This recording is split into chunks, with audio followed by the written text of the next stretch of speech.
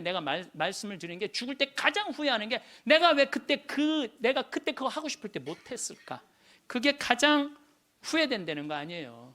그래서 나는 내 인생이기 때문에 내가 아무리 어머니 아버지를 사랑해도 어머니 아버지가 아무리 나를 사랑해도 내 인생은 내 인생인 거야. 그게 너무 강렬했죠. 사제가 되고 싶은 욕심이. 그래갖고 이제 고등학교 3학년 반대를 심하게 했는데 어쨌든 나는 신학교 원서를 넣어서 신학교 합격을 했어요. 너무 행복했어요. 온 세상을 다 얻은 것 같았어요. 그래갖고 집에 갔는데 어머니 나 신학교 합격했습니다. 근데 안방에서 빗자루 들고 두들겨 패는 거야. 막 두들겨 패는 거야. 나가라고. 너 같은 자식 필요 없다고. 나는 또 어머니가 또 안내조차도 내 발로도 잘 집을 나갔어요. 나가라고. 나가서 한 달 동안 떠돌아 살다가 신학교 들어가기 전 한 달 동안 떠돌아 살다가 뭐 올해는 집 많으니까 가서 친구네 집에도 가고 동생 네 집에 가서도 자고. 그 이제 어머니가 그러는 거예요. 신학교 들어가기 전날 내가 천주기라면 치가 떨린다는 거야. 내 막내 아들 뺏어간 천주기 치가 되는 거야. 그래서 당신이 세례를 받으면 10손가락에 장을 지진다는 거야. 예.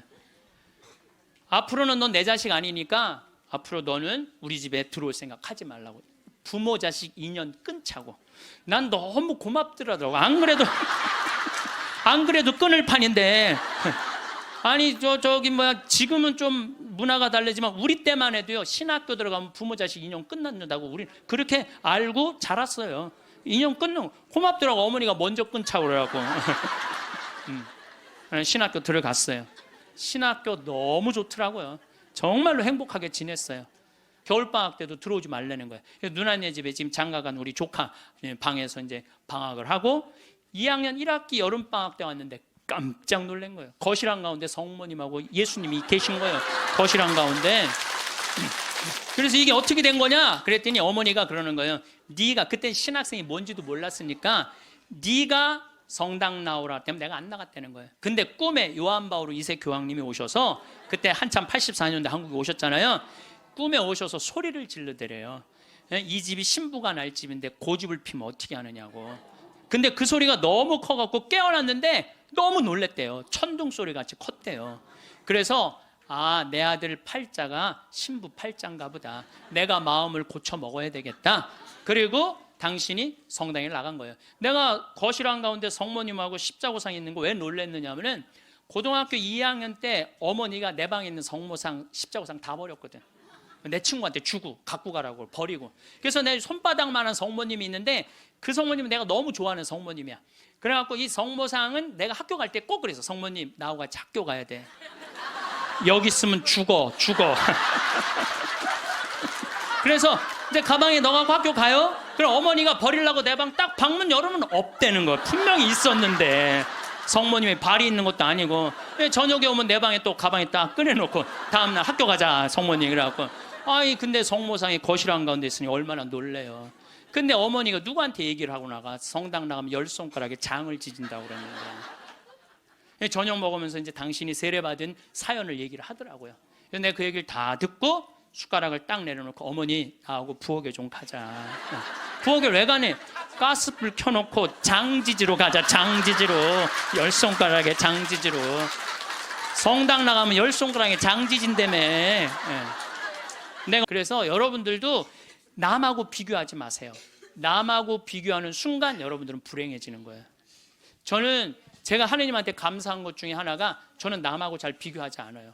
왜냐하면 비교해도 내가 안 되는 게 너무 많아. 키도 조그마고 얼굴도 씹다 뱉은 수제비 같이 생기고 안 되는 게 너무 많은데 물론 나름대로 괜찮죠. 나름대로 괜찮은데 남하고 비교하는 순간부터 행복은 날아가는 거예요. 그래서 교황님이요 자기 방식대로 인생을 살라는 거예요. 근데 자기가 없잖아. 우리는 내가 없고 누구 서울대학 안 가면 난 패배자고, 자식이 의사가 없으면 난 패배자고, 강남에 못 살면 난 패배자고, 이런 생각을 하고 사는 거예요. 꼭 이뻐야지 훌륭하고 잘생겨야지. 그러니까 꼭 이뻐야 돼요. 나는 요즘 들어서 얼굴보다는 마음이 훨씬 더 중요한 것 같아. 그리고 사실은 50 넘으면 다 거기서 거기예요. 50 넘으면 거기서 거기에 다 비슷비슷해요. 예, 그런데 마음이 얼마나 아름다우냐에 따라서 다르다는 거예요. 마음이. 그래서 자기 방식대로 살 줄 알아야 된다는 거예요. 내가 할머니들하고 사진 찍을 때 정말로 복장 터질 때가 많아요. 할머니들이 사진 찍자고 하고 다 이게 쓰면은, 자, 신부님 웃으세요. 딱 웃으면 할머니들이 막 찍으면서 핸대는 소리가, 신부님 근데 왜 내가 나와? 왜 내가 나와? 막 이래요. 막.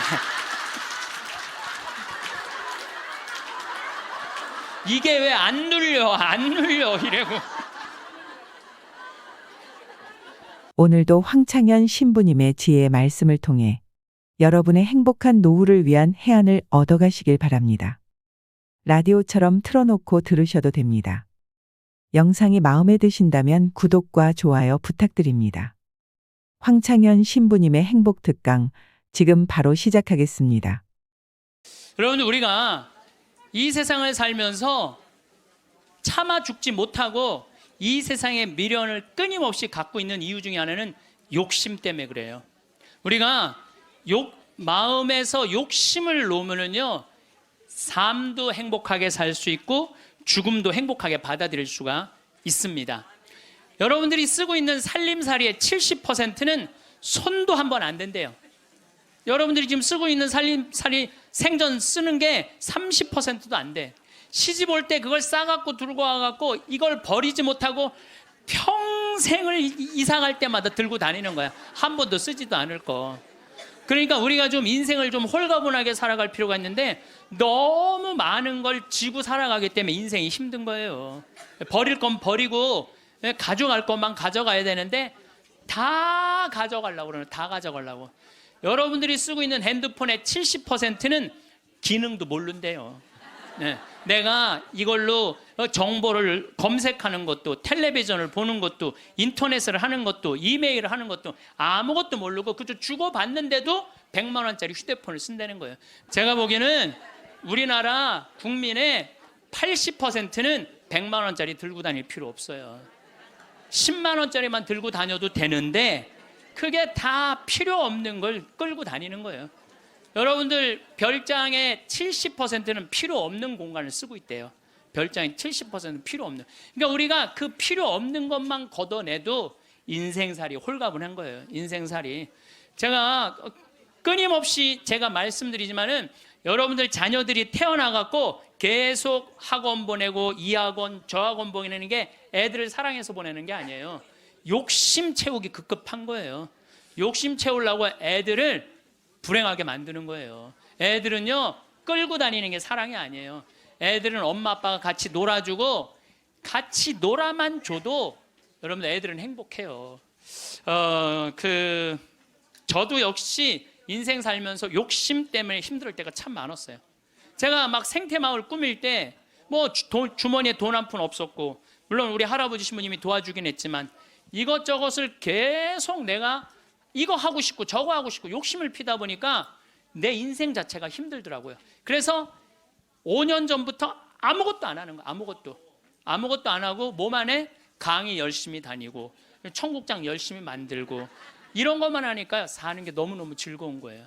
근데 내가 집 한 채를 짓는다, 성당 하나를 짓는다, 뻥뻥 터질 때는요, 인생이 힘든 거예요. 여러분들 인생 살면서 가장 무서운 단어가 뭔지 아세요? 확장 이전이야. 확장 이전. 인생 살면서 가장 무서운 단어가 확장 이전이에요. 내가 지난번에도 아침마당에 나가서 얘기했지만 내가 25평에 살아. 여러분들 25평이면요 고래 등짝에서 사는 거예요. 우리 조상들은요 1m 80, 1m 80 학고방에서 살았어요. 여러분들 옛날에 그 토담집에 들어가 보세요. 고개 들면 머리가 다요. 그리고 방 안에 앉으면은 4-5명 앉으면 엉덩이 들이밀 데가 없어요. 거기에 7-8명 나봐. 방 안 한가득 자식 새끼를 낳아놨다는 말이 그거야. 고만한 방에서 사는 거야. 그런데 지금은 25평이면요 10m, 10m도 넘는 방에서 사는 거예요. 얼마나 넓은 데서 살아. 근데 50평짜리 아파트 산 친구가 집들이 한다고 가보니까 우리 집 25평이 그 집 화장실에 들어가게 생긴 거야. 이 친구가 자랑을 해내. 5억 주고 샀는데 8억으로 뛰었다고. 이 사람은 3억에 25평에서 25평도 거기도 충분한데 확장 이전에 욕심이 드는 거야.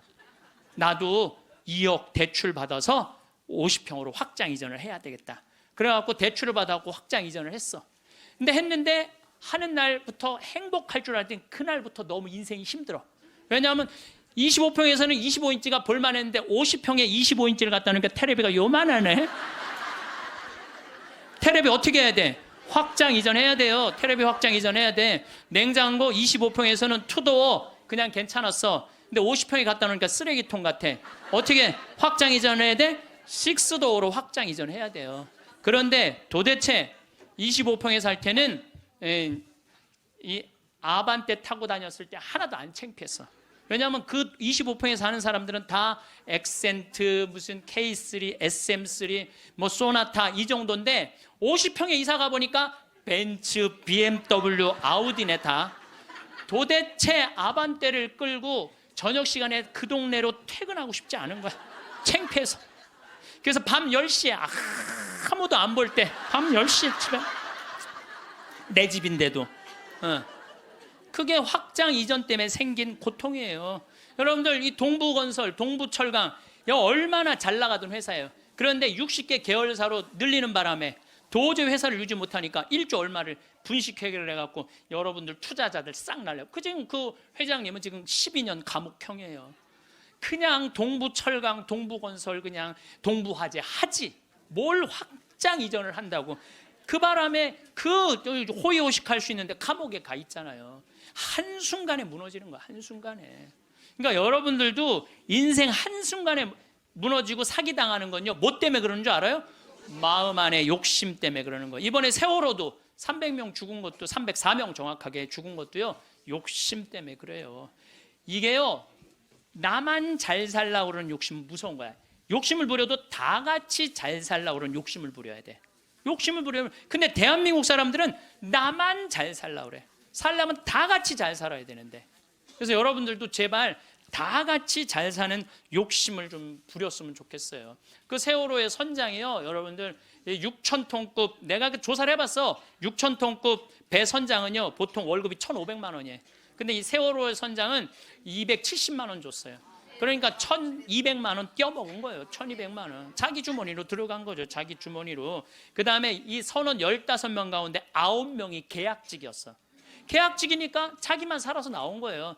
저기 학생들이야 죽거나 말거나. 이게 500명이 넘는 생명을 다루는데 계약직으로. 그리고 1등항에서 2등항에서 뭐 월급이요 180만 원, 170만 원, 200만 원이었어요. 다른 저기 막 외국 회사에 보면 600만 원, 800만 원, 900만 원인데.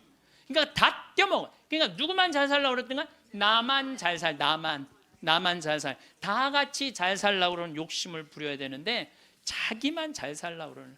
여러분들도 인생 살아가면서요. 언제 괴로우냐면은 이놈의 확장 이전하려고 그럴 때 괴롭다니까. 내가 100명 들어오는 식당을 운영하고 있어. 근데 뭐 50명이 더 와. 150명이 와. 바글바글해. 자리가 없어. 자리가 없어.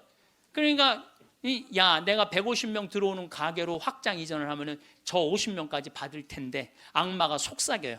그럼 150명 들어가는 걸로만 하면 참 좋은데 확장 이전을 할 때는요 300명 들어오는 걸로 해요. 사람이 다 그래. 이상하게 300명 들어오는 걸로 해. 그 돈 벌고 싶은 욕심에서 그런 거예요. 그게 아주 미세한 차이인데요. 그 욕심을 부리지 않는 사람은 인생을 실패하지 않고 그 욕심을 끊임없이 부리는 사람은 끊임없이 망하는 거예요. 그래갖고 300명 들어오는 걸로 했는데 150명이 들어오긴 들어와. 근데 나머지 150명이 안 들어와. 이건 원래 없던 사람인데 욕심이야. 그러니까 안 되니까 주방에다가 주방장 안 되겠다. 그 사골 국물에 우유 풀어라. 우유. 예. 망하는 건 순식간에 망하는 거예요. 근데 여러분들 욕심 중에 진짜 무서운 욕심은요. 자식 욕심이에요. 돌대가리를 서울대학에 집어넣으려고 그러는 욕심. 이 욕심이요. 대한민국을 불행으로 만드는 거예요. 이 욕심을. 제가 이거 뭐 방송 때 이거 죄에 대해서 얘기할 때 했는데 어느 이 고등학교 명왕성이라는 영화 찍은 감독 얘기예요. 고등학교 2학년 아이가 전교 2등을 했다는 거예요. 근데 이 엄마는 전교 2등 하는 아이한테 매일 이 바보 같은 년아 네가 뭐가 모자라서 1등을 못해요. 여러분들 전교 2등이면 어딘데. 전교 2등이면 여러분들 내 자식이 전교 2등하면 고맙다고 그래야 되지 않아요? 나는 진짜 고등학교 1학년 때 전교 610명 중에 597등 했다니까요. 내 뒤에 딱 13명 있어. 13명. 걔네들이 어떤 애들이냐면 태권도부 조종부 애들이었어. 민간인으로 내가 단연 1등이었어. 뒤에서. 그런데 제가 여러분들한테 말씀드려요. 저는 어렸을 때부터 이날 때까지 항상 즐겁게 놀았던 기억이 많아요. 공부했던 기억보다는. 근데 저는 참 행복해요. 근데 공부만 했던 사람들하고 얘기해 보면요, 행복했던 기억이 없대요. 그럼 누가 남는 장사야? 맨날 놀고 맨날 행복한 내가 남는 장사 아니에요. 그게 남는 거예요. 그러니까 여러분들 자식들 공부 못한다고 구박할 게 아니라는 거예요. 행복한 길을 찾아주면 되잖아요. 고등학교 2학년 때 얘가 1등 아이가 시험을 못 봐갖고 어부지로 얘가 1등을 했어. 얘가 내자 써놓고 15층에서 뛰어내려 죽었잖아요. 이제 됐지. 엄마한테 한 마지막 항변이죠. 그리고 죽은 거예요. 여러분들, 우리가요 2009년에 202명의 중고등학생들이 자살을 했어요. 202명의 중고등학교 학생. 1년에 300명씩 죽어요. 지금 자살로. 청소년 자살률 세계 1위가 우리나라예요. 이게 누가 죽이는 건 줄 아세요? 대한민국 국민들이 죽이는 거예요. 이번에 세월호에서 이 단원고등학교 249명 죽었어. 그거보다 더 많은 숫자가 1년에 자살해서 죽어요. 부모들이 죽이는 거죠. 부모들이. 이게 뭐 때문에 죽이는 거예요? 욕심 때문에 욕심 때문에. 그리고 난 고등학교 2학년 때 전교 꼴등을 했어도 꿈은 있었어. 신부가 되고 싶은 꿈. 나는 고등학교 2학년 때 신부 원하면 그냥 다 가는 줄 알았어. 근데 딱 올라가 봤더니 공부를 잘해야지 신학교로 가는 거예요. 내 성적 갖고는 어린 푸너치도 없는 거예요. 내 성적 갖고는. 그래서 진짜 신부가 되고 싶은 열정에 공부 열심히 했어요. 근데 첫 시험에 전교 25등을 했어요. 전교 500 꼴등 하던 놈이. 난 뭐 너무너무 감사하죠. 신학교만 들어가면 되니까. 그래서 나는 고등학교 2학년 때 우리나라의 대학은 딱 4개 있는 줄 알았어요. 서울대, 연대, 고대, 신학교. 그랬더니 담임선생님이 우리 어머니한테 얘 공부 조금만 더 하면 서울대 갈 수 있을 것 같다고. 내가 다니는 학교와도 명문고등학교였거든요. 나는 그 일반 학교 갈 생각이 전혀 없었어. 오로지 신부님이 목표였어요. 그러니까 어머니가 반대 진짜 많이 했어요. 정말 이건 눈물 없이 못 듣는 얘기야. 얼마나 나를 괴롭혔는지 몰라요. 고등학교 3학년 때는 잠을 안 재웠어. 새벽 3시까지 설득한다고. 아버지는 회사 사표 낸다고 그러고 어머니는 죽는다고 그러고. 왜냐하면 어머니 아버지가 성당을 안 다녔거든요. 아무도 우리 집에 형제들도 아무도 성당을 안 다녔으니까 이해를 못하는 거죠. 그러니까 아버지 이론이 그거예요. 왜 평생 남의 손에 밥을 먹으려고 그러느냐 이거예요. 마누라가 해주는 밥을 먹어야지. 그리고 대를 이어야지. 그게 조상님 얼굴을 보는 거지. 대가 끊어지면 어떻게. 나는 막내인데 무슨 대를 이어. 장난만 이으면 되지. 맨날 그냥 고등학교 3학년 때 어머니 아버지가 뭐 제주도로 내려간다는 둥 뭐 하여튼 굉장히 반대가 심했어요. 그래도 저는 귀에 하나도 안 들어왔어요. 저는 그때도 어렸을 때 내 인생이야 이건. 엄마의 인생이 아니고 아버지의 인생이 아니야. 여러분들 자식이요 좋아하는 걸 시키세요. 여러분들이 좋아하는 걸 시키지 말고 자식이 좋아하는 걸 시키세요. 우리 집에 참 재밌어요. 우리 집은 조카가 6이 있는데 얘네들이 또 다 애들이 돌머리야. 그래서 서울에 학교 다니는 애 단 한 명도 없어요. 6명이 다 그렇게 지방대학을 저지하겠다고 저지방 우유를 그렇게 먹였는데도 다 저지방대학 더 저지방대학. 근데요 얘네들이요 착해요. 정말 착해. 애들이 어느 정도로 착하냐면은 집안 모임에 빠지는 애들이 없어요. 나와라 그러면 다 와. 애들이 다 오고 참 자기 자식 자라면 팔불출이라고 그러지만 하여튼 우리 애들이 다 돌머리예요. 그건 확실해. 근데 얘네들이요 이번에 얼마나 대단한 일을 했느냐 하면은 이제 첫째 이제 제일 누나 아들이 이제 둘째 큰형 딸이 있고 그런데 둘째 형 큰형 딸아이가 뭐 대학을 나와갖고 개 옷 만드는 걸 좋아해. 개 옷.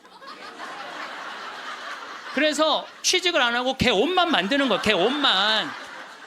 근데 작년에 작년에 그 첫째 누나 아들이 나한테 그러는 거예요. 삼촌, 제가 심장이 굉장히 튼튼한 애라는 거예요. 무슨 심장? 개를 저렇게 좋아하고 옷을 저렇게 잘 만들고 콘테스트에도 막 대고, 그런데 쟤한테 날개를 달아줬으면 좋겠다는 거예요. 무슨 날개를 달아주면 좋으냐? 그랬더니 이 친구가 하는 얘기가, 삼촌, 수원 이 지역에 보니까 개 카페가 하나도 없대. 그래서 쟤한테 개 카페를 차려주면은 카페도 잘 운영하고 옷도 잘 만들어서 참 행복하게 살 것 같다는 거예요. 그래갖고 자기네들끼리 이제 6 애들이 모여갖고 회의를 계속 하는 거야. 어떻게 하면은 개카페를 어느 가게도 자기네들끼리 보러 다니고, 여러분 이게 보통 쉬운 일이 아니거든요. 근데 자기네들끼리 다 하는 거야. 그러더니 삼촌, 근데 내가 또 선경 지명이 있잖아요. 우리 조카 애들이 머리가 돌머리니까 우리 형제들한테 무슨 얘기냐면, 쟤네들 변변하게 취직 못할 것 같으니까 우리 쟤네들을 위해서 개 모임을 해두자. 그래갖고 개 모임을 계속 해갖고 돈을 많이 모아놨어요. 걔네들을 위한 돈을 모아놨어. 그래갖고 이제 돈을 모아놨는데 지원을 해달라는 거예요. 통장은 내가 갖고 있으니까 니네들 계획서 갖고 와봐. 계획서를 갖고 왔는데 기가 막히게 해왔더라고.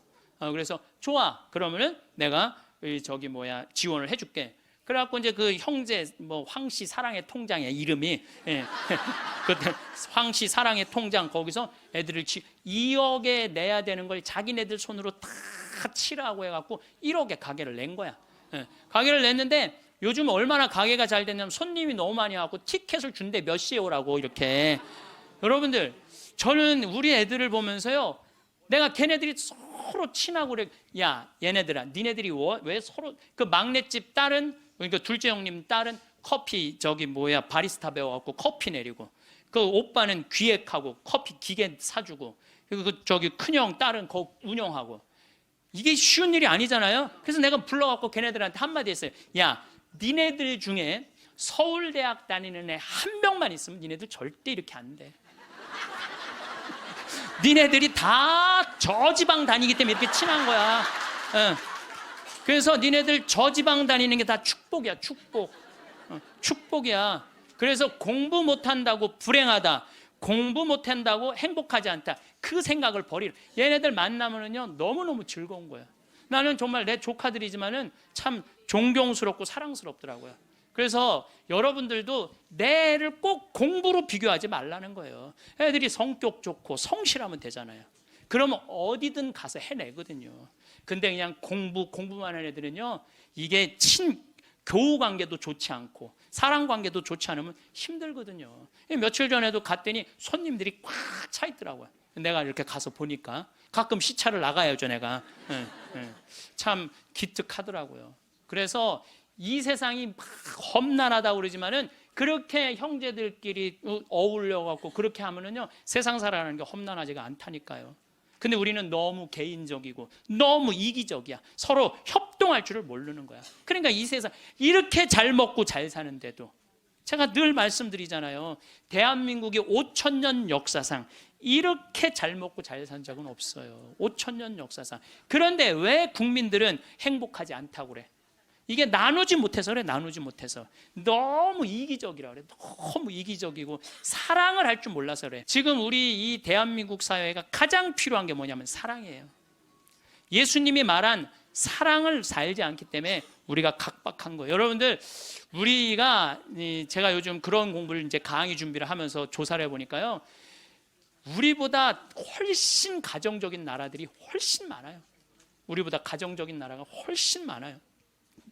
그래서 여러분들, 이제 우리가 생각을 좀 바꾸고 삶을 좀 바꿔야지 이 세상도 행복하고 죽을 때도 행복하게 죽을 것 같아. 자, 마지막으로 우리 교황님께서 행복 10계명을 작년에도 내놓고 올해도 내놓으셨는데, 내가 이게 내용이 너무너무 편안하고 좋아서 여러분들한테 소개를 해드립니다. 우리 교황님이 뭐라고 그러냐면, 자신의 방식대로 인생을 살되 타인의 인생을 존중하라. 이게 참 좋은 것 같아요. 우리는요, 남 잘 되는 꼴을 못 봐요. 남 잘 되는 꼴을 일단 깎아내리는 거야. 내가 하면 로맨스, 남이 하면 스캔들이야. 근데 남이야 어떻게 살든 내 멋에 살 줄 알아야 돼요. 남이 어떻게 살. 근데 우리는 자기 멋이 없는 거야. 자기 개성이 없는 거야. 아니, 우리 그 마리아, 그 아이가 8월 15일 날 태어나고 본명이 마리아인데, 마리아 그 개카페를 이렇게 하는 거 보면 자기의 삶이 있어. 자기의 영역이 있어. 뭐 저 지방대학 나와도 자기의 삶이 있고 자기 멋에 살아가는데 계획도 있더라고요. 나중에 삼촌 아프리카 잠비아 하는데 자기가 크게 쏠 거라는 거예요. 그 계획도 갖고 있더라고요. 그래서 여러분들도 남하고 비교하지 마세요. 남하고 비교하는 순간 여러분들은 불행해지는 거예요. 저는 제가 하느님한테 감사한 것 중에 하나가 저는 남하고 잘 비교하지 않아요. 왜냐하면 비교해도 내가 안 되는 게 너무 많아. 키도 조그마고 얼굴도 씹다 뱉은 수제비 같이 생기고 안 되는 게 너무 많은데, 물론 나름대로 괜찮죠. 나름대로 괜찮은데 남하고 비교하는 순간부터 행복은 날아가는 거예요. 그래서 교황님이요, 자기 방식대로 인생을 살라는 거예요.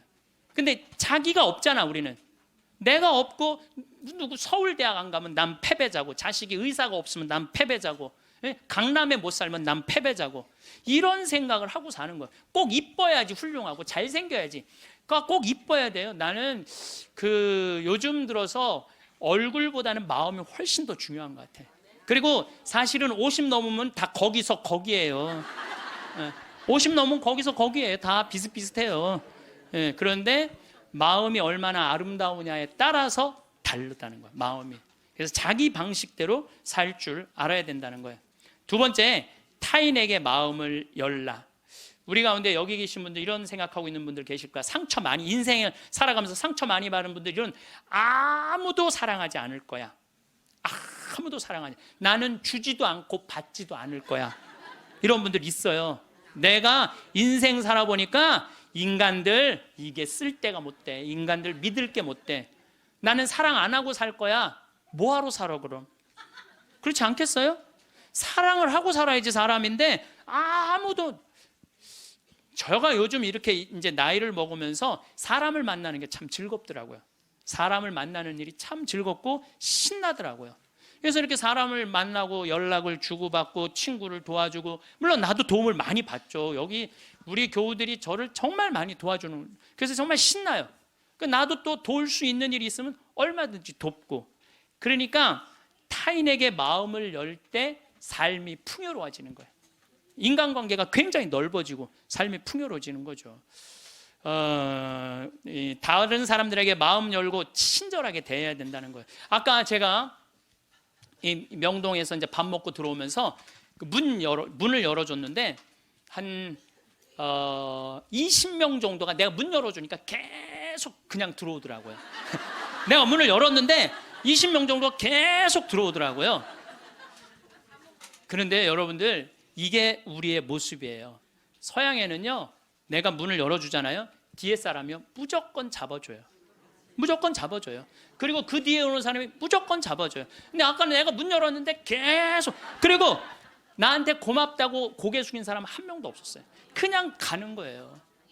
우리가요, 얼마나 타인에 대한 배려가 없는지 몰라요.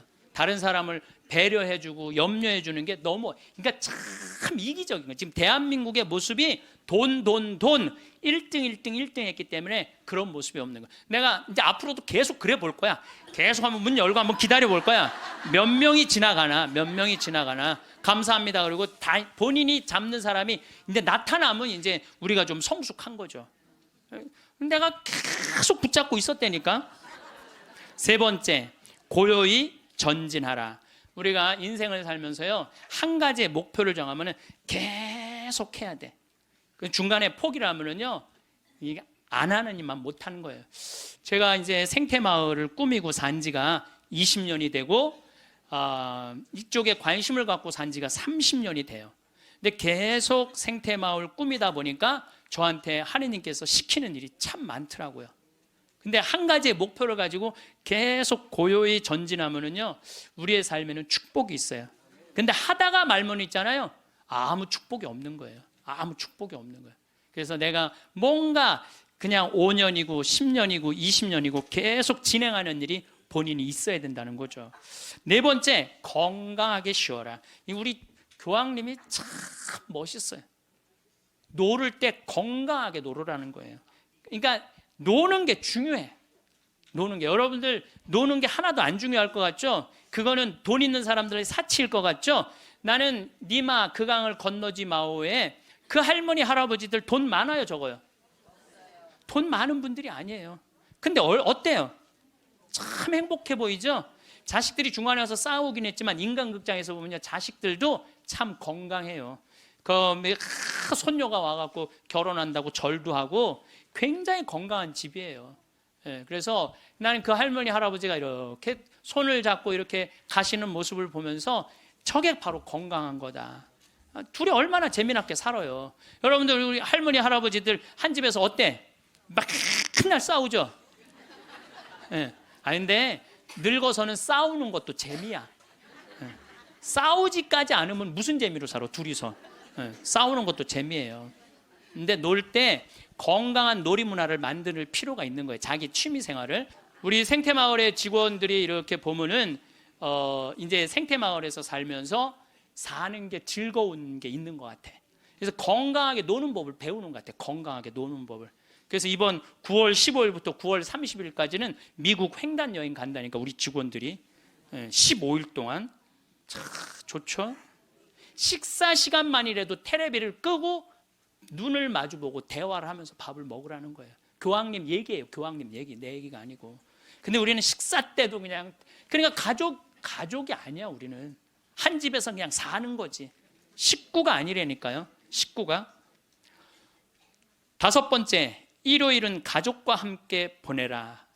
여러분들 인생 살아가다 보면 나이를 먹으면 먹을수록 가족밖에 없다는 생각 참 많이. 물론 친구도 벗도 중요하지만은 가족이 참 소중한 거예요.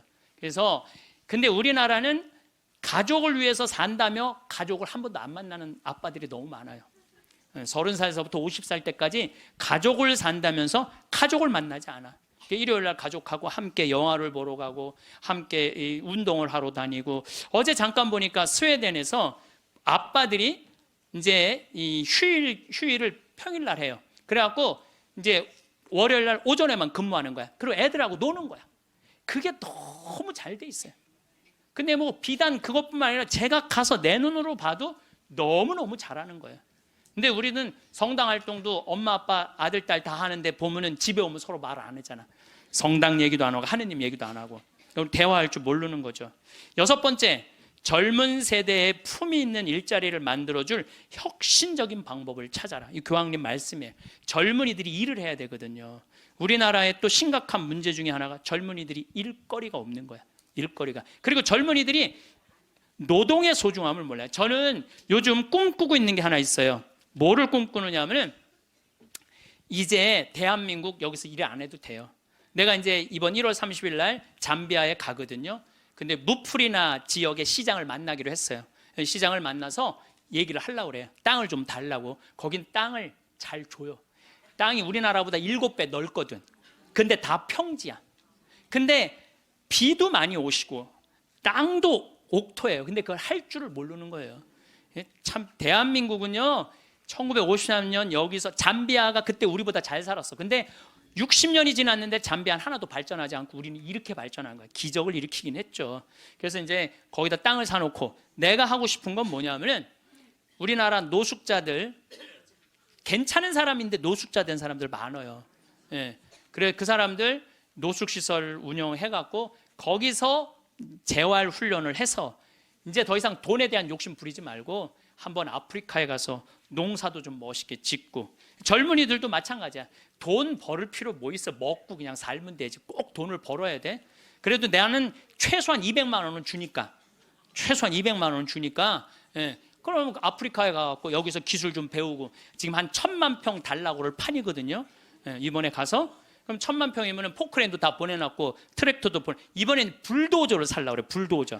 불도저 사갖고 지금 수녀님이 옥수수가 올라오는데 너무너무 신난다는 거예요. 옥수수가 올라오는데 그럼 거기 내가 지금 보내려고 생각하고 있어요. 이번에 이제 마침 대사도 거기에 이제 대사관이 없었는데 잠비아에서 대사가 오면 우리도 대사를 보내야 된대요. 대사관도 이제 생기고 아주 뭐 하여튼 신나는 일이에요.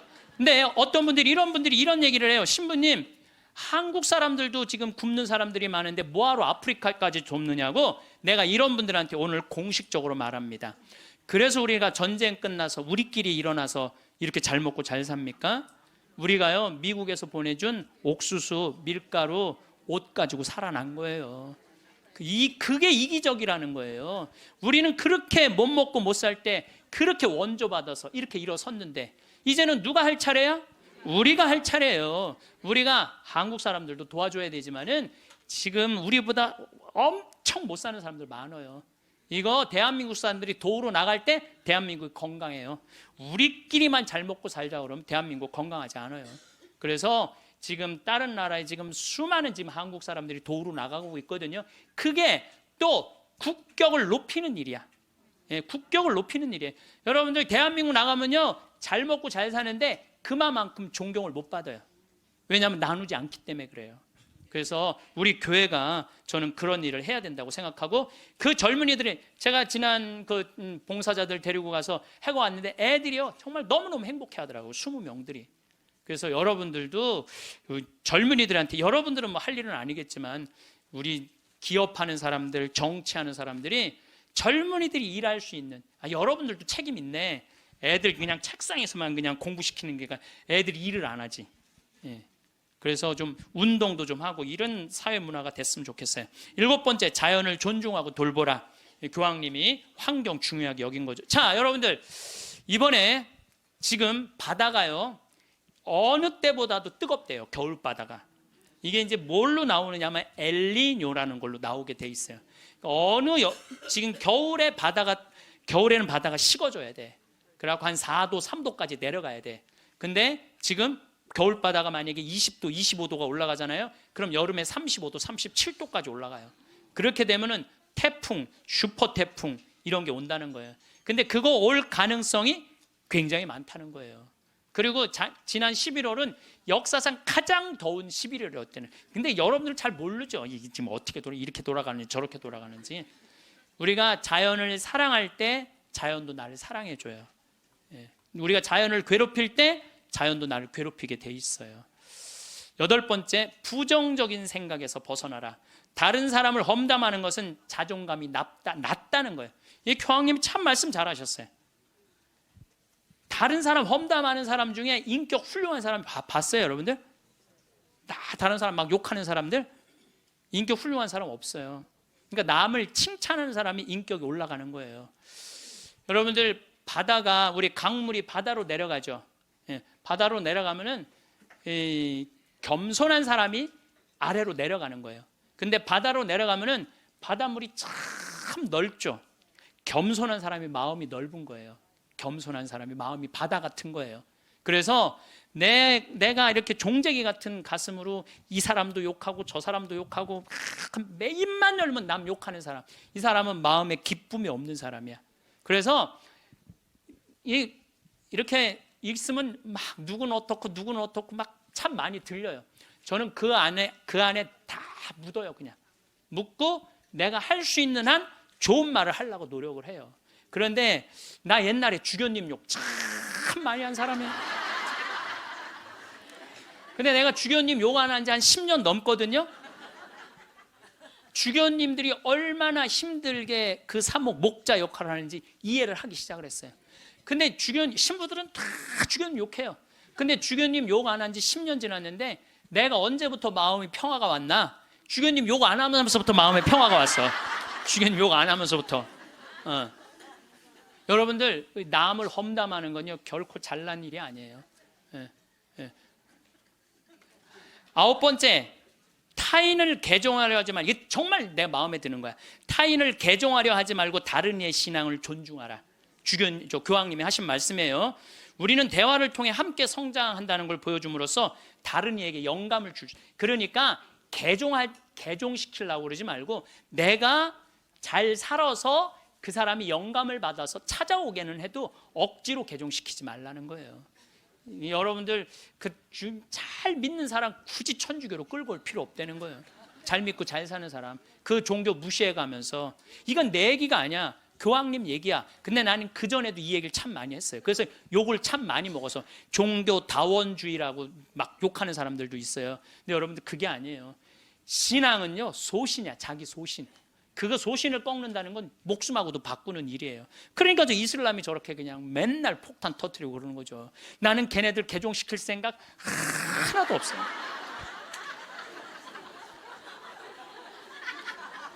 교황님이 뭐라고 그러냐면 모든 일 가운데 최악은 개종이다. 교회는 개종이 아니라 교회가 보여줄 수 있는 매력을 통해 사람들이 동참하도록 성장해야 된다. 그 얘기를 교황님이 하셨어요. 그래서 우리 천주교 좋아, 천주교 좋아. 그래 개종시켜놨더니 와서 보니까 좋은 거 하나도 없고 말씀도 없고 신앙도 없으면은 그 뭐야? 그렇잖아요. 근데 내가 열심히 살고 하느님 기쁨, 복음 내 안에 기쁨이 막 흘러넘쳐. 내 안에 복음이 흘러넘쳐. 그럼 그 기쁨을 나눠 가지는 사람은 그거는 바로 그게 교황님이 원하는 거라는 거죠. 10번째, 평화를 위해 일해라. 전쟁이 끊이지 않는 시대에 사는 우리는 평화를 위한 목소리를 내야 된다는 거죠. 평화는 아무것도 하지 않고 가만히 있는 상태가 결코 아니라는 거죠. 그래서 우리들이 평화를 위해서 일하는 거. 여러분들 우리가 지금 평화를 위해서 일할 수 있는 거 참 많죠.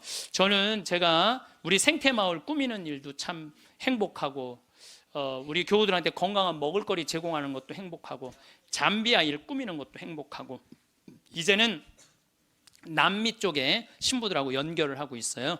남미 쪽도 우리가 도와줄 수 있으면 도와주는 일도 지금 하려고 지금 추진 중에 있어요. 그래서 일단은 남미에 있는 신부님, 수녀님들한테 프로그램을 내봐라. 그럼 내 1년에 일단은 1,000만 원씩 도와주겠다. 돌아가면서 그렇게 해놨는데 이제 곧 있으면 회의를 한대요. 그래서 편지는 해놨는데 어떻게 될지 모르겠어요. 자, 여러분들 우리들이 잘 사는 사람이 잘 죽을 수 있는 거예요. 이제 예수님이 십자가에 못 박혀 돌아가시고 3일 만에 부활하셔서 하늘나라 문 열어놓으셨어요. 그 문을 들어가느냐 안 들어가느냐 누구한테 달려있는 거냐면 우리한테 달려있는 거야. 나의 믿음, 나의 삶에 달려있는 거야. 그래서 그 하늘나라가 어떤 세상이 전개될지는 우린 모르지. 바오로 사도 말처럼 지금은 희미하게 보이겠지만 그때는 완전히 잡을 수 있겠죠. 그렇지 않겠어요? 지금까지 그 하늘나라까지 다 상상하지 마세요. 그거 우리가 어떻게 알아? 그 다음 세계는 그 다음 세계에 가서 알아보면 되지. 여러분들 엄마 뱃속에 있을 때 여기 이렇게 될 줄 알았어요? 그렇죠? 똑같은 거예요. 우리가 마지막 하늘나라는 하늘나라 가서 경험하면 되는 거예요. 하느님 온전히 믿고 이 세상 기쁘게 살면은 여러분들 행복한 나날 되고 마지막 날 영광스럽게 예수님 만나서 얼싸 안을 수 있으리라 생각을 합니다. 김수환 추기경님께서 2001년에 독일 어느 노인의 시라는 걸 옮겨 놓으셨는데 내용이 좋아서 마지막 기도로 바치겠습니다. 성부와 성자와 성령의 이름으로 아멘.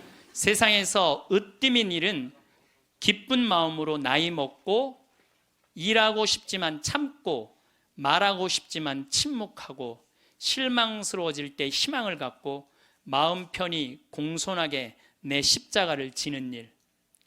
젊은이가 힘차게 하느님의 길을 가도 시기하지 않고 남을 위해 일하기보다 겸손되이 남의 도움을 받으며 몸이 약해 아무 도움도 줄 수 없어도 온유하고 친절한 마음을 잃지 말자. 늙음은 무거운 짐이지만 하느님께서 주신 선물, 오랜 세월 때 묻은 마음을 세월의 무게를 담아 마지막으로 닦는다. 내 고향으로 돌아가려고. 이 세상에 나를 묶어놓은 끈을 하나씩 하나씩 끊는 것은 참 잘하는 일이다. 세상에 매어 있지 않아 아무것도 할 수 없게 되면 겸손되이 받아들이자. 하느님께서는 마지막으로 기도라는 가장 좋은 것을 남겨두신다. 왜 싱겁게 먹어도 우리의 잔병치레는 끝나지 않는 걸까요? 오늘은 짠맛의 힘이라는 책을 통해 원인 모를 염증과 만성질환에서 탈출하는 방법을 알려드리겠습니다. 우리가 몰랐던 저염식의 치명적 함정 그리고 소금의 진실과 내 몸에 맞는 초간단 소금 사용법을 통해 체내의 독소를 짜내고 잃어버린 몸의 균형을 찾는 방법 함께 들어보시죠. 플라세보 효과 못지않게 효과가 크다. 노세보는 위약 효과로 알려진 플라세보 효과와 반대되는 부정적 효과를 뜻한다. 단순한 물약이나 비타민제만으로도 증세가 호전되는 플라세보 효과와 달리 질병 진단만 받고도 급격히 체력이 떨어지면서 안 좋은 결과를 낳는 경우도 많다. 질병보다 무서운 것은 일어나지도 않은 일을 미리 걱정하는 두려움이다. 해로울 것이라고 믿으면 병에 걸릴 가능성이 그만큼 커진다. 마찬가지로 소금에 대해서도 부정적인 정보를 계속 듣다 보니 음식이 조금만 짜도 과하고 몸에 좋지 않을 것 같다는 생각이 든다. 음식을 좀 짜게 먹은 날이면 꼭 혈압을 재본다는 사람까지 있다. 짜게 먹으면 물을 많이 먹게 되는데 이때 몸이 좀 부으면 불안해하고 신장에 무리가 간 것은 아닌지 겁을 집어먹는 사람도 많다. 유치원부터 시작된 저염식 식단은 초등학교에서 고등학교까지 이어진다. 나트륨 유해성 교육, 싱겁게 먹기 운동은 초중 고등학교의 급식 메뉴 알림 공문에 빠지지 않고 등장하며 이젠 바른 식생활의 필수 지침이다. 아침 교양 프로그램을 시작으로 뉴스와 건강 프로그램, 늦은 밤 다큐 프로그램, 드라마 속 대사까지 병원, 학교, 공공기관, 대중매체에서까지 소금은 건강의 적, 질병의 원흉이 되어버렸다. 나아가 소금을 달갑지 않게 생각하며 자라난 세대가 어느덧 아이를 낳아 기르는 부모가 된 지금, 임신에서도 저염식을 하고 이유식에도 간을 하지 않은 채 건강을 위해 싱겁게 먹이느라 무던히 애쓰고 있다. 하지만 왜 아토피와 비염, 온갖 염증과 알레르기 질환은 오히려 늘어만 가는 걸까? 살려면 소금이 필요하다. 우리 몸을 흘러다니는 물은 소금물이다. 그래서 피와 땀, 눈물 모두 짜다. 분비물뿐 아니라 뼈와 살, 혈액에도 소금이 들어있다. 소금은 인체의 구성 성분이면서 조직과 조직, 혈액과 세포, 뇌와 신경을 두루 연결하는 데 필수 성분이다. 논란의 여지 없이 살기 위해선 소금이 반드시 필요하다. 그럼 왜 의사들은 소금을 처방하지 않는 걸까? 방식은 다르지만 이미 오래전부터 병원에서는 소금을 쓰고 있다. 사실 소금을 가장 많이 쓰는 곳이 바로 병원이다. 먹어서 보충하는 방식이 아니라 정맥에 직접 주사하는 방법으로 아픈 사람이 병원을 찾을 때 가장 많이 맞는 수액이 바로 생리식염액, 즉 소금물이다. 수액을 맞고 난 뒤 기운이 나고 컨디션이 회복되는 것은 수액 안에 있는 특별한 약물 때문이 아니다. 수분과 체액이 보충되고 혈액 순환이 고루되어 피가 잘 통하고 기분이 좋아지기 때문이다. 수액 자체로 어떤 약리 작용을 해설하기보다 전해질과 나트륨 농도가 맞아 피가 돌면서 노폐물을 짜내고 독소가 배출되어 생기를 되찾는 것이다. 건강에 좋다는 것을 잘 챙겨 먹어도 소금이 빠지면 생체 전기가 부족해져 기운이 없고 극도로 피곤해지고 무기력해진다. 짜게 먹어도 괜찮아, 아니 짜게 먹어야 괜찮아. 커피를 예로 든다면 한 잔만 마셔도 가슴이 벌렁거리고 손이 떨리며 밤을 꼴딱 새우는 사람들이 있다. 그렇다고 커피를 나쁘다고 말할 수 있을까? 반면에 하루 6잔 정도 마셔줘야 하루가 활기차고 쌩쌩하게 돌아가는 사람들도 있다. 그렇다면 커피가 좋은 것일까? 커피의 하루 권장량은 몇 잔이 적당할까? 평균을 계산해 3.5잔이라고 한다면 한 잔만 마셔도 가슴 벌렁거리는 사람에게는 과하고 6잔을 마시는 사람에게는 부족한 양이다. 커피는 기호식품이니 안 먹고 살 수 있다고 쳐도 소금은 좀 다른 차원이다. 생존의 필수 물질인 소금은 안 먹고 살 수가 없다. 건강을 위해 저염식을 해야 한다고 주장하는 사람들 가운데 소금 대신 파, 마늘 같은 향신료나 과일 등으로 대체의 맛을 내거나 저염 요리법을 전파하는 사람도 있다. 매운맛과 짠맛은 전혀 다른 맛이다. 단맛으로 짠맛을 대체할 수는 더더욱 없다. 소금은 단지 짠맛을 내기만 하는 조미료가 아니다. 저염식을 주장하는 쪽에서는 인간이 살아가는데 아주 적은 양의 소금으로도 충분하다고 말한다. 그저 숨 쉬며 생존만 한다면 가능한 양일 수 있겠다. 그러나 우리는 현실에서 단순한 생존을 넘어 생활을 해야 한다. 보통 하루에 10.5g에 달하는 염분이 소변과 대변, 땀으로 빠져나가는 것으로 알려져 있다. 생활 습관이나 사는 지역, 하는 일, 체질 등에 따라 소금의 필요량도 다를 수밖에 없다. 해독 주스로 불리는 과채 주스에는 상당량의 칼륨이 있다. 과채 주스를 열심히 먹으면서 염분을 섭취해주지 않으면 나트륨과 칼륨의 균형이 깨진다.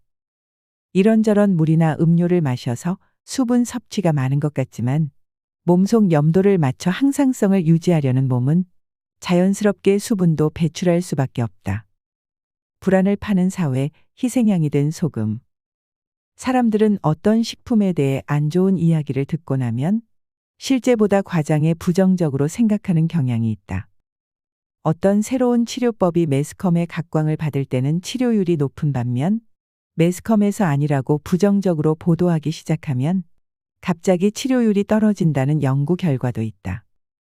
커피에 대한 부정적 기사를 접했을 때는 그 커피 때문에 몸이 안 좋아진 것 같아 불안해하다가도 커피의 장점을 내세운 연구 결과가 보도되면 생각이 바뀌기도 한다. 마찬가지로 소금에 대해서도 부정적인 정보를 계속 듣다 보니 음식이 조금만 짜도 과하고 몸에 좋지 않을 것 같다는 생각이 든다. 음식을 좀 짜게 먹은 날이면 꼭 혈압을 재본다는 사람까지 있다. 짜게 먹으면 물을 많이 먹게 되는데 이때 몸이 좀 부으면 불안해하고 신장에 무리가 간 것은 아닌지 겁을 집어먹는 사람도 많다.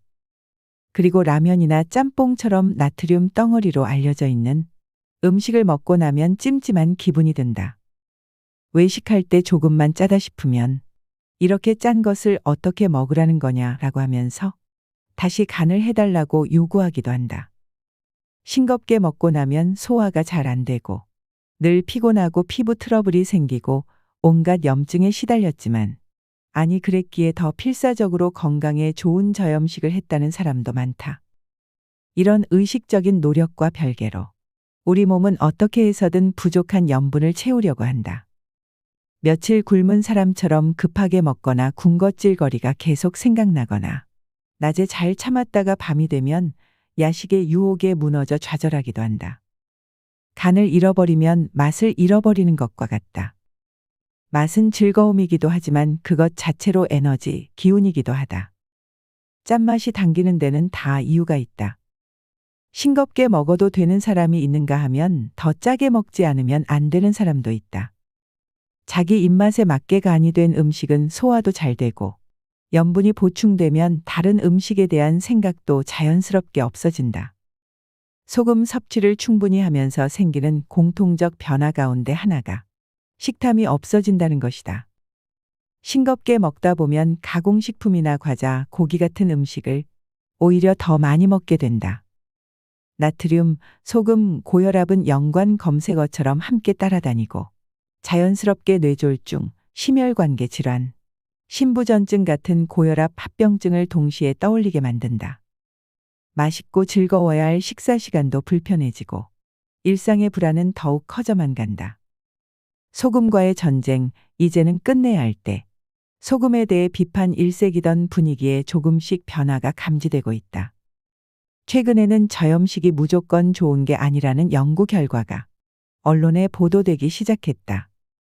저염식 정책은 건강에 전혀 도움이 되지 않으며 심지어 위험하다고까지 주장하는 의료 전문가와 학자들이 점차 목소리를 높이고 있다. 소금의 위험성만 강조하다 보니 정작 염분이 필요한 사람마저 충분한 양을 섭취하지 못해 오히려 건강을 해치고 있다면서 저염식 정책을 중단해야 한다는 목소리가 날로 커지고 있는 상황이다. 해외 여러 매체와 연구에서도 과학적 근거가 없는 저염식 정책은 이제 그만둬야 한다는 주장을 어렵지 않게 볼 수 있다. 여기에 저염식이 오히려 심혈관계 질환을 악화시키며 사망률까지 높인다는 연구 결과가 꾸준히 나오고 있어 저염식 정책에 반대하는 주장에 힘을 실어주고 있다. 고혈압 환자들 가운데서도 소금을 적게 먹은 환자 그룹이 많이 먹은 그룹에 비해 심장마비를 일으킬 위험이 4배나 높은 것으로 나타났다. 소금이 부족하면 몸속 지방을 밖으로 배출시키지 못해 중성 지방이 쌓이고 단백질 침착으로 고지혈증이 생길 수 있다.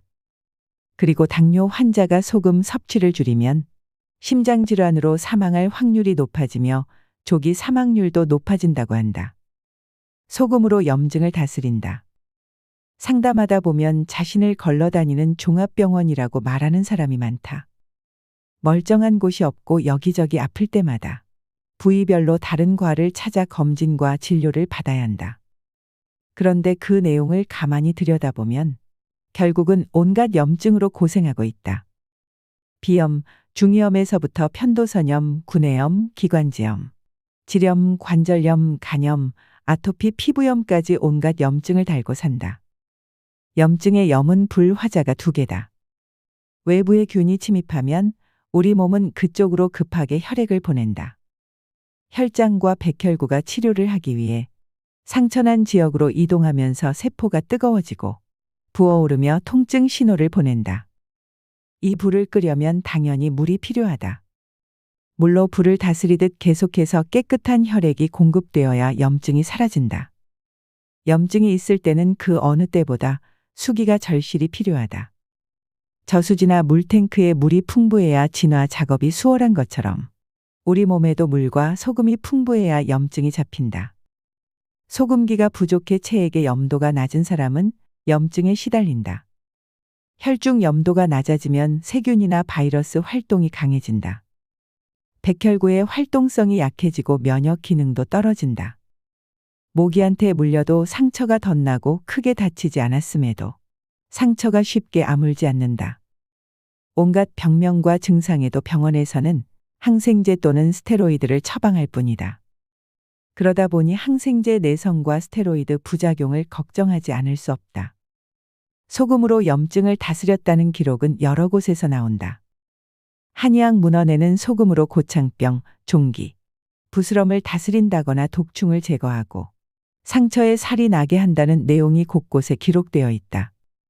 최근 소금이 염증을 제어한다는 사실을 밝힌 흥미로운 연구 결과가 나왔다. 소금 섭취가 인체에 미치는 영향을 실험하던 도중 상처가 난 피부의 고농도의 소금이 축적된다는 것을 발견했다. 소금을 많이 먹인 쥐들이 세균 감염에서 빨리 회복되었고 소금을 적게 먹인 쥐들은 상처 부위에 고농도의 소금이 축적된다는 것이다. 소금으로 피부 미인되기. 클레오파트라와 양귀비 등 절세 미녀들이 소금으로 목욕했다는 사실은 널리 알려져 있다. 소금은 피부를 윤택하게 만든다. 자신에게 맞는 방식으로 소금 섭취를 꾸준히 한 사람들은 피부 트러블이 잘 생기지 않고 잡티 없는 깨끗한 피부로 바뀐다. 소금은 노폐물과 찌꺼기를 밀어내고 짜내어 혈액을 맑게 해준다. 또한 수분을 적당하게 조절해 건조함을 막아주고 염증을 없애주어 피부 트러블이나 뾰루지 등을 막아준다. 정기적으로 피부 관리를 받았던 사람, 화장품 하나에 수십만 원을 썼던 사람이 로드숍의 저렴한 화장품을 쓰고도 피부 좋다는 소리를 듣게 만들어준다. 소금이 가진 살균, 정화, 보습력은 피부 걱정 없이 지내게 해준다. 수분이 차올라서 탄력이 생기고 주름이 펴지는 일까지 생긴다. 외부에서 바르는 화장품이 아무리 좋아도 속에서부터 채워지는 것을 따를 수는 없다. 건조함을 잡아라. 아기 피부의 핵심은 수분이다. 신생아는 몸에서 수분이 80% 가까이 된다. 어린 나무일수록 물기가 많고 나이 들수록 물기가 줄어들듯이 사람도 나이가 들면 몸속 수분이 줄어든다. 이런 이유로 무작정 물을 많이 먹는다고 해서 다 흡수되는 것도 아니다. 물을 보유하려면 소금이 필요하다. 수분을 보유하지 못한 몸은 건조해져 쉽게 주름이 생긴다. 뜨겁고 건조한 사막에서 꽃나무가 자랄 수 없듯 건조하고 열기가 많은 두피에서는 머리카락도 뿌리 내리기가 쉽지 않다. 염분이 많이 부족하면 물이 당기지 않는다. 물이 건강에 좋다고 해서 억지로 많이 마시는 사람들이 있는데 이때 몸은 물을 보유하지 못하고 다시 빼낼 수밖에 없다. 염분과 수분이 부족하면 노폐물이 빠지지 못해 피부톤이 칙칙해지고 뾰루지나 잡티도 많이 생긴다. 무이응염식으로 살을 빼는 과정에서 피부 노화가 급격히 진행되기도 한다. 단기간에 살을 빼려고 무염식 다이어트를 하면 체중은 금방 줄어든다. 그러나 단기간에 빠진 것은 수분이지 살이 아니다. 그런데 소금과 물을 잘 섭취하면 부지런히 수분 크림을 바른 효과와 비교할 수 없는 탄력 있는 피부를 가질 수 있다. 머리 쪽에 떠있던 열을 내려주면 두피에 힘이 생겨 탈모가 멈추고 머리카락에도 힘이 생긴다. 염분과 수분이 부족하면 전반적으로 탈모가 진행되는데 특히 정수리와 뒷머리 부분의 탈모가 심해진다. 또 심한 곱슬머리가 되기도 하는데 소금이나 소금이 들어간 발효식품을 충분히 먹으면 머릿결이 많이 펴진다. 음식에 간기 짭조름해야 소화도 잘 된다. 음식에 소금을 많이 쓰는 것은 단순히 오래 저장하기 위해서만이 아니다. 과거에는 냉동냉장 기술이 발달하지 않아서 소금을 썼다고 하지만 집집마다 냉장고가 몇 대씩 있는 지금도 사람들은 여전히 간장, 된장, 장아찌 같은 염장식품을 먹는다. 소금의 삼투압 작용은 수분은 빼내고 적당한 염도를 배게한다. 그리고 부패성 미생물 작용을 억제하고 유익한 균의 발효 기능을 활성화한다. 짠맛은 입맛을 돋우는데 입맛이 없을 때 간장게장은 밥도둑이 되고 참기름에 간장을 넣어 쓱쓱 비벼 먹거나 장조림, 장아찌 등 짭조름한 것이 들어가면 없던 식욕도 생긴다. 여름에 오이지, 짠지 같은 것을 먹고 나면 피곤이 가시고 기운이 나고 더위에 지친 입맛도 돌아온다. 소화 기능이 떨어져 있고 몸이 안 좋을 때는 입맛에 따라 짭조름하게 먹는 게 좋다. 소금기는 독소를 중화시키고 썩는 것을 막고 발효시켜 효소 활동을 활발하게 해주기 때문이다.